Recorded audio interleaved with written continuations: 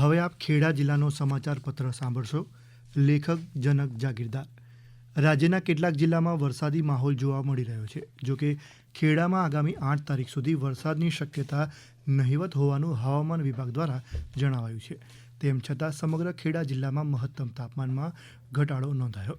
ખેડામાં નમો સ્વચ્છતા અભિયાન અંતર્ગત જિલ્લાના 56 પ્રાથમિક આરોગ્ય કેન્દ્ર અને 14 સામૂહિક આરોગ્ય કેન્દ્ર પર સઘન સફાઈ હાથ ધરાશે. આ અભિયાન અંતર્ગત 1 civil hospital, 2 sub district hospital, 56 પ્રાથમિક આરોગ્ય કેન્દ્ર, 14 સામૂહિક આરોગ્ય કેન્દ્ર તથા 246 આયુષ્માન આરોગ્ય મંદિર સહિતની આરોગ્ય સંસ્થાઓમાં સ્વચ્છતા અભિયાન હાથ ધરાશે. ખેડા જિલ્લામાં રાષ્ટ્રીય પલ્સ પોલિયો રસીકરણ અભિયાનને બહોળો પ્રતિસાદ મળ્યો. પહેલા જ દિવસે 3,02,606 બાળકોને પોલિયોના 2 ટીપા પીવડાવાતા 92.57% રસીકરણની કામગીરી પૂર્ણ થઈ.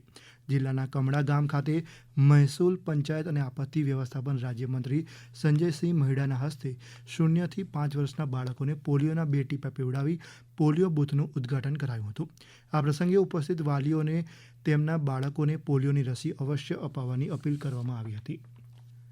નડિયાદમાં એક નવા આધાર સેવા કેન્દ્ર ASKનું ખેડાના સાંસદ દેવુસિંહ ચૌહાણના હસ્તે ઉદ્ઘાટન કરાયું. Unique identification authority of India UIDAI એ ખેડામાં નવા આધાર સેવા કેન્દ્ર સાથે નાગરિક કેન્દ્રીય સેવાઓનો વિસ્તાર કર્યો છે. 5 થી 17 વર્ષના બાળકો માટે નિઃશુલ્ક બાયોમેટ્રિક અપડેટ, ડેમોગ્રાફિક સુધારા અને સ્થળ પર જ ફરિયાદોના નિવારણની સુવિધા અપાશે.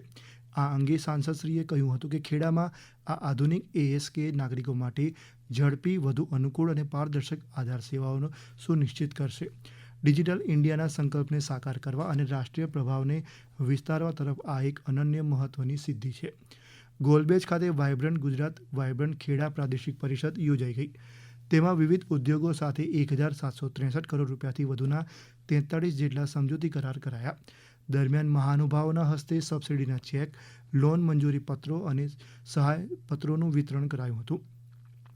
આ પ્રસંગે ખાદ્ય અને નાગરિક પુરવઠા મંત્રી રમણ સોલંકીએ ગુજરાતને દેશના ગ્રોથ એન્જિન તરીકે ગણાવતા કહ્યું હતું કે વિશ્વભરના રોકાણકારો માટે ગુજરાત પ્રથમ પસંદગી તરીકે ઉભર્યું છે.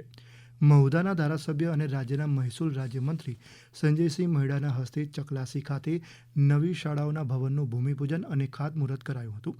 1 કરોડ રૂપિયાથી વધુના ખર્ચે કન્યા શાળા અને 96 લાખ રૂપિયાના ખર્ચે કુમાર શાળા ચકલાસી માટે નવા શાળા ભવનનું ખાતમુહૂર્ત કરાયું. આ પ્રસંગે શ્રી મહેડાએ શિક્ષણની પ્રાથમિક અને માળખાકીય સુવિધાઓ સંપન્ન કરવા સરકાર સક્રિય હોવાનું જણાવ્યું. ગુણવત્તાસભર શિક્ષણ માટે આધુનિક શૈક્ષણિક સુવિધાઓનો મહત્વ પર પણ તેમણે ભાર મૂક્યો હતો. ખેડામાં PM શ્રી બ્રાન્ચ શાળા ચકલાસી અને સર્વોદય વિનય મંદિર માધ્યમિક શાળા ચકલાસીના સંયુક્ત ઉપક્રમે પ્રગતિનો પ્રવેશોત્સવ કન્યા કેળવણી મહોત્સવ યોજાયો. આ પ્રસંગે રાજ્યમંત્રી સંજયસિંહ મહેડાએ કહ્યું હતું કે રાજ્યની પ્રથમ સોલાર આધારિત AC શાળામાં સરકારી સહાય અને દાતાઓના સહયોગથી ડિજિટલ ક્લાસરૂમ, બ્રોડબેન્ડ, વાઇફાઈ તથા અત્યાધુનિક સુવિધાઓ ઉપલબ્ધ કરાવવામાં આવી છે. આ શાળા આજે વૈશ્વિક સ્તરની બની છે. સરકારી શાળામાં ખાનગી શાળાના વિદ્યાર્થીઓ પ્રવેશ મેળવવા રાહ જોઈ રહ્યા છે. તે સરકારી શિક્ષણ પ્રત્યે વાલીઓના મજબૂત વિશ્વાસનું પ્રતીક હોવાનું પણ શ્રી મહેડાએ ઉમેર્યું હતું.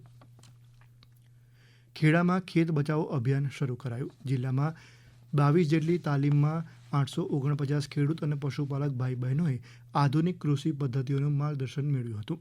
જિલ્લાના મહુધા, કપડવંજ, ઠાસરા, કઠલાલ, માતર, નડિયાદ, વસો, મહેમદાવાદ, ખેડા અને ગળતેશ્વર તાલુકામાં વિવિધ ગ્રામ વિસ્તારોમાં ખેત બચાવો અભિયાન અંતર્ગત જાગૃતિ અને ખેડૂત તાલીમ કાર્યક્રમનું ગત 20 જૂને આયોજન કરાયું હતું.